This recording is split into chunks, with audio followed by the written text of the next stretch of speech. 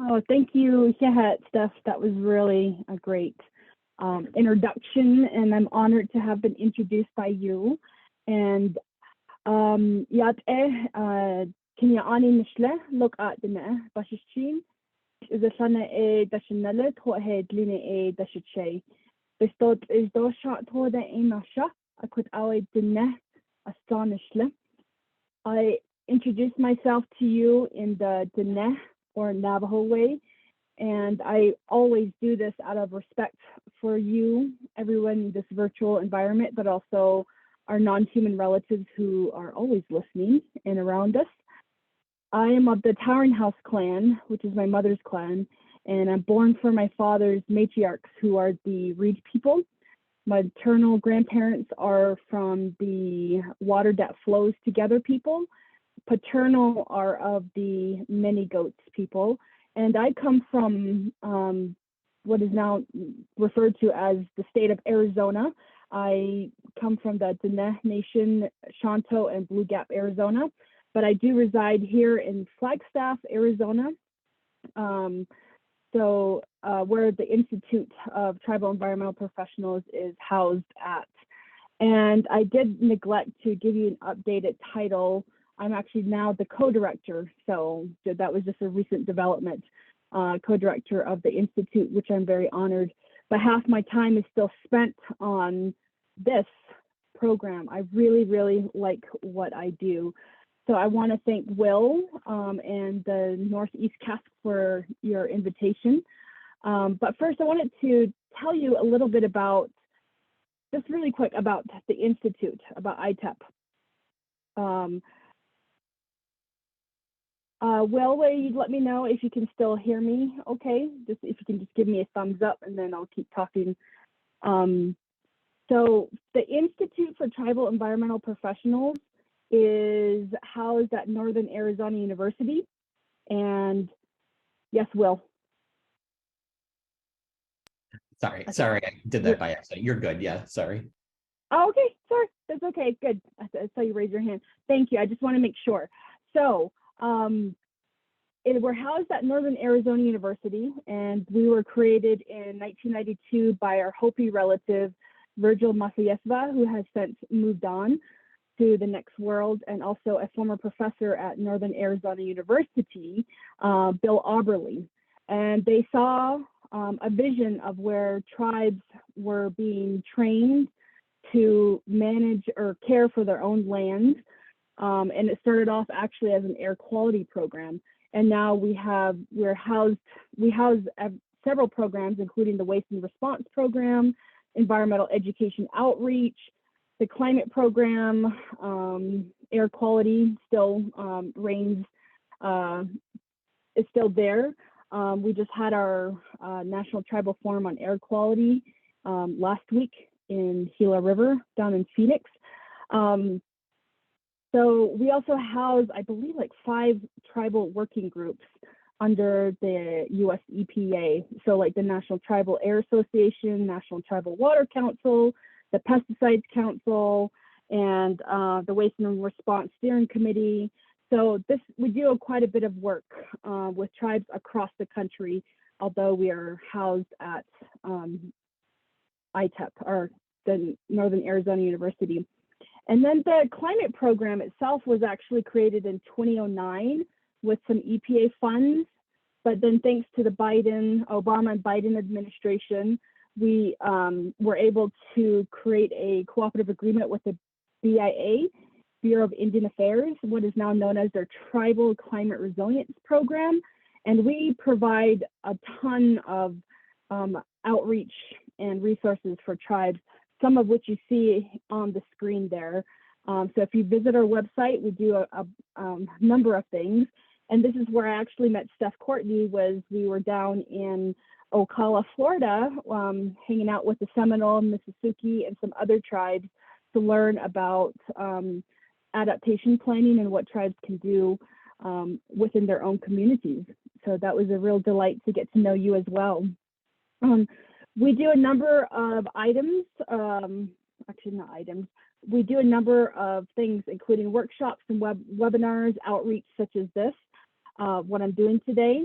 and we participate in national working groups and national publications. As Steph mentioned, we're part of the NCAA 5 Human Health chapter, but also my Vice President, Anne Marie Chile, is part of the Southwest chapter as well.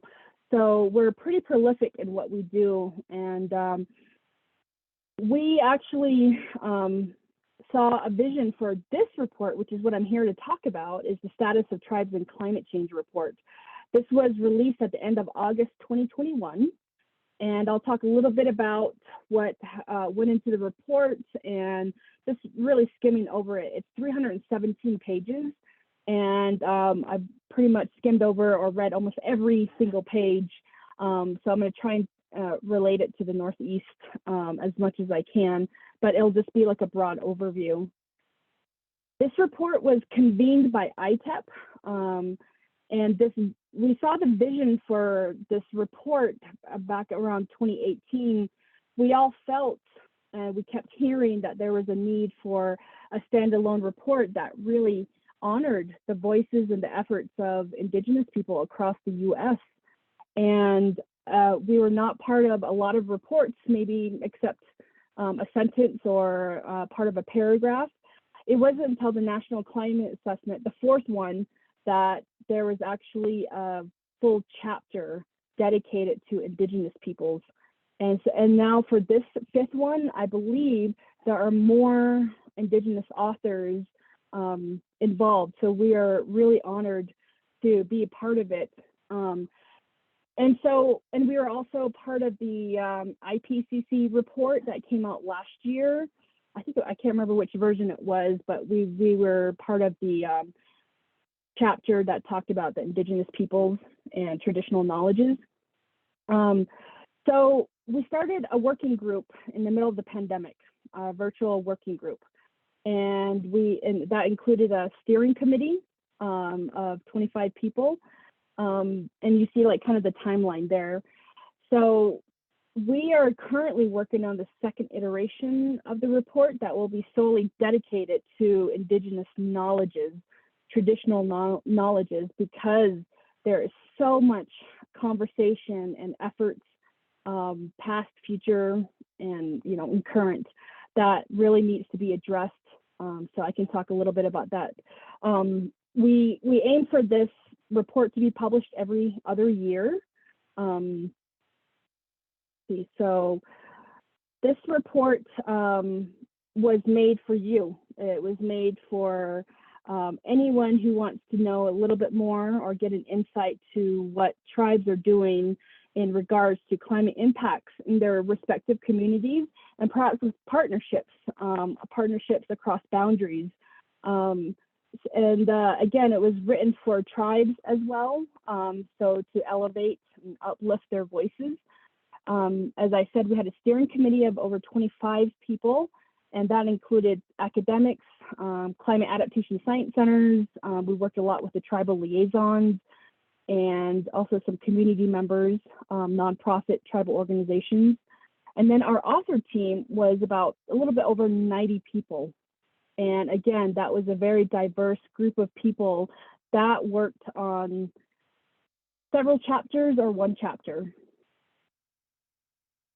And this report actually went through a 4-layer review process. We did an internal peer review made up of some of the 90 authors, ITEP staff, and some from other federal agencies, and then a standalone federal agency review from BIA representatives. I'm not sure if they were just within the Tribal Climate Resilience Program, but they did do that as well. And also a single blind external peer review made up of 3 qualified scholars, and then a final author and steering committee review. And I do want to acknowledge Dr. Kyle White, who is of University of Michigan, who was literally pushing us until the very end to ensure that we put out a really amazing report, and really pushed for us until the very end, right up until we released it. And so he's one of our lead authors on this report. And if you look at the report, he is mentioned in several of them. So we're very grateful for him. One of the things about this report is this graphic right here. This graphic really speaks to the interconnectedness that tribes have with the natural environment. And it was created by two young women with input from several authors, but mostly two young women, including one from the Shawnee Nation. And they really actually made this, try to make it as holistic and to not be so region specific. And in the middle, in the brown part, you'll see that they're all 12 chapter names on there. And also talked about the hope for the future generations with guidance from our ancestors, but also acknowledging that although there are current impacts from climate change, there are impacts from colonization as well. And so that is a big part of our history, although very uncomfortable, that needs to be mentioned in a lot of our conversations around climate impacts as well. So please check out this graphic. We're really proud that two young ladies, young people led this, and we're very grateful for them. So I'm going to talk a little bit about the chapters. There's 12 chapters split up into two sections. And the first section is kind of like talking about climate change and the tribal context. And it talks about the history of tribes being mentioned or taking part in the national climate assessments. It also talks about the worldviews, knowledges, social impacts, but also the actionable science and any collaborative efforts that are out there. So this is, I think it talks a lot about also the interchangeable terms that we use. You might have noticed that I use tribes and indigenous. That's my preference, but that's also mentioned in there because I do know that the federal government still likes to use in their documents Native Americans or American Indians or tribal nations. And so I use these terms interchangeably as well. So, and then section 2 is really narrowing down to these topics that we came up with. And we actually realized that, of course, every report leaves something out. But we, with the guidance of the steering committee, we came up with these 12 chapters that really talk about the topic at hand, as you see on there: ecosystems, biodiversity, air, water, drinking water, health and well-being. And as you see, that water is broken up into 2 chapters because we felt the need to really talk about the infrastructure, but also water just in general. And then as we move on, you'll see that cultural resources, emergency management, protect in place, solid waste. And then the final chapter really talked about the emerging topics, and that literally could be discussed in the next reports, or maybe topics that authors could,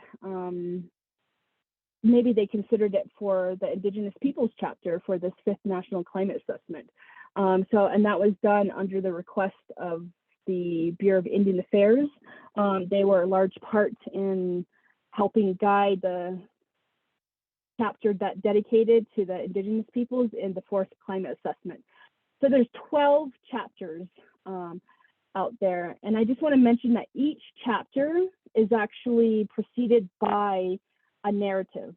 And so from the 90 authors, there's 34 tribal nations or partnerships that really spoke up and gave us their voices. And we didn't change a word because we feel like their voices need to always come first because they are the ones that are facing the impacts the most. And as we like to say, they're on the front lines. They face unique, the disproportionate impacts due to their location, and also that they're, most of them are under, lands are under tribal trust lands or private lands or checkerboard lands, but they're under the jurisdiction of the tribes themselves. So we felt the need that each chapter would be preceded by a or one or more tribal narratives.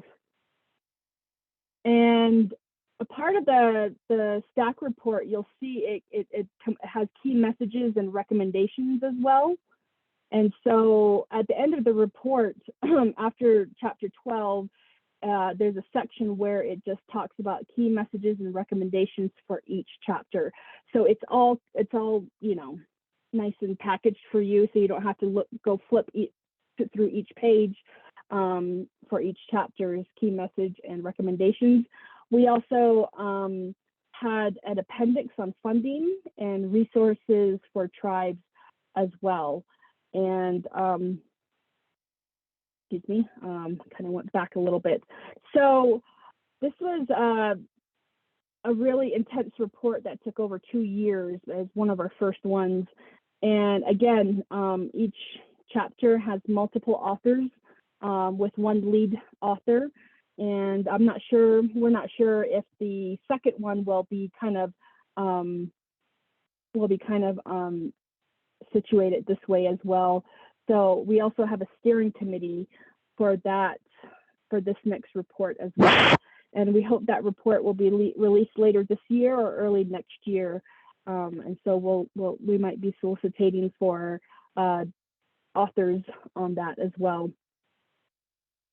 So in the report, we realized that there wasn't a lot of, and not for the lack of effort. I know that Casey Thornburg, I don't know if he's on here, but he was one of the authors on the report. But there's not a lot of people or case studies, tribal profiles in the report that really focuses on the Northeast. And but we do have a couple mentions of the Aroostook Band of Micmacs up in Maine, and they have a bunch of culturally significant species, plants and animals, notably the moose, the fish. A lot of their impacts, as you all are familiar with, are rising temperatures, habitat loss, fragmentation, which has led to the increased intake of processed foods. And also, a lot of their contaminated waters also has forced them to rely on fish from the supermarkets rather than from their own lands. And I really like their tribal farm and hatchery, their fish hatchery. They have a community market, and this is one way they actually do a lot of outreach and education and engagement. I had the honor of hosting a tribal adaptation, climate adaptation workshop up there a few years ago, pre-pandemic, and I got to visit their tribal farm and fish hatchery. And what they're doing is really amazing with the small amount of resources and land that they have. But I know that this is something that's growing. If you are all familiar with Dina Winslow, she does a lot of work on the moose, the impacts of ticks on the moose, which is, again, a very significant part of the tribe's culture. And due to rising temperatures, they're either migrating or they're being infested with the ticks, which are staying around a lot longer. And then she has also done a lot of engagement with the youth to get them involved in sampling and kind of learning and working with the universities on that. So we do mention the Aroostook Band of Micmacs in the stack report. And then next is the Shinnecock Nation in New York. As we all know, they're a coastal tribe that are facing sea level rise, again, warming temperatures, and their vulnerability assessment talks about the increased frequency and intensity of storms, rising groundwaters, ocean acidification, which would impact their shellfish, which are culturally significant species. And some of the actions that they address in their vulnerability assessment is they are among many actions, I've just put 4 down here, is that they are creating living shorelines, cooling centers, and septic upgrades and evacuation plans. And their vulnerability assessment was created in 2019. They also have an action plan, adaptation plan, that was created around 2013 as well. So they're quickly becoming one of the rising leaders in addressing climate impacts, even though I believe their tribe was federally recognized just in 2010. So very recently, this has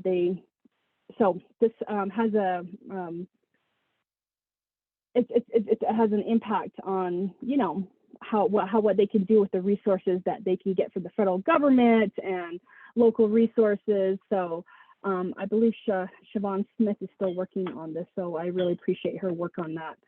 I wanted to just close out my time again with 2 main key messages and recommendations that this report emphasizes heavily throughout the report, but it's right here. So respecting and upholding tribal sovereignty and self-determination. Again, that helps us address and counteract historical trauma from forced relocation, from assimilation, boarding school, first contact, all of that. And someone asked me last week, what does that have to do with climate change? We were put in these, when I say we, tribes, we were put in these lands that are very unfamiliar, that were not our traditional homelands, or that were just a small piece of our ancestral territories that we used to use in pre-contact. And so, again, these lands sometimes we don't have access to the infrastructure, the emergency services that other communities may have.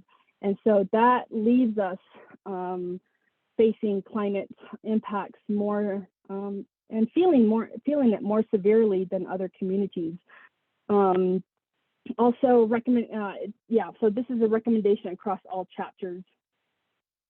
I have an incomplete sentence there, I apologize.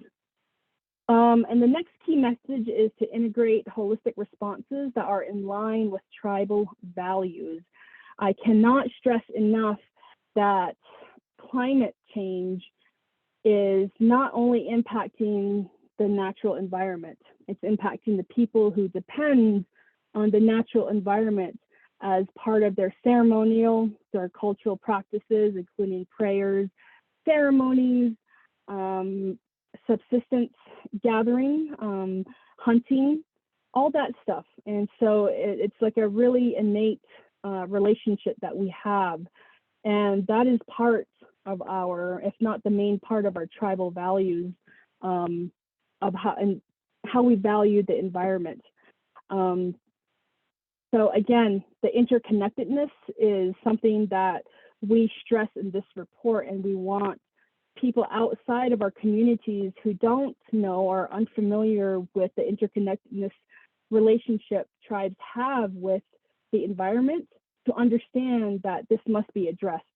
These days our tribal departments are siloed and they hardly work together, when in fact that they should be working together, because again, I don't have to tell you, climate change impacts everything and everyone. And I see, and I have been hearing lately in the last year, that a lot of tribes are trying to connect and work more with other tribal departments. The wildlife and the water department should not be separate. They should all be working together. So we hope that we can talk about the second report, and the first report, of course, at the National Tribal and Indigenous Climate Conference that Steph mentioned before we got started, and that will be held in Anchorage, Alaska. And so we will be probably asking a lot of people who are authors or whatnot to contribute to a session, because again, we want to elevate and, as the report says, uplift the voices of Indigenous people And I believe that with the Biden and Harris administration being so supportive of climate change and of also tribal nations addressing climate change, that they feel that we need to be heard even more by everyone. It is amazing that I live and breathe this work every day. It's amazing to me that there's a lot of people who do not understand that innate relationship tribes have with the environment. We don't think of those as separate. They're very much intertwined in our daily lives. As you heard in my clan system when I introduced myself, it didn't honor, you know, the New York skyscraper or the Industrial Revolution. You know, it honored the non-human relatives. And so this report really emphasizes that as well, is the need to look at wildlife and plants, aquatic species, our relatives in the sky and in the air as relatives, not resources. And if you ever heard Dr. Dan Wildcat from Haskell Indian Nations University, that's something he emphasizes in all of his talks, is that these resources, when we think of it, they're commodities to be used and discarded, but rather they are gifts that we should use to teach our younger rising generations, but also the people that have been around for a long time. Some of us don't understand that very well. So with that, I can send this to Will so he can make sure he gets this out to you. The STAC report, again, was 317 pages, and we had limited amounts of copies made for the authors, but it's available online for you to download anytime. And we have a whole website dedicated to it. So I hope I made enough sense, and I really appreciate you all listening to me.